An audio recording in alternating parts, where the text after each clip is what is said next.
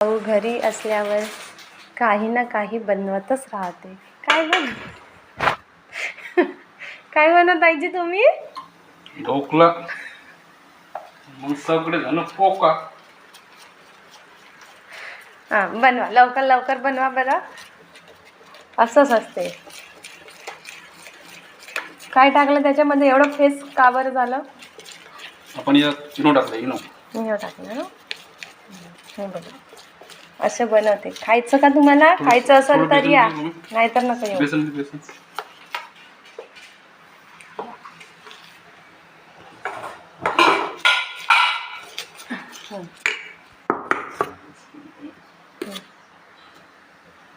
बस होईल इतका.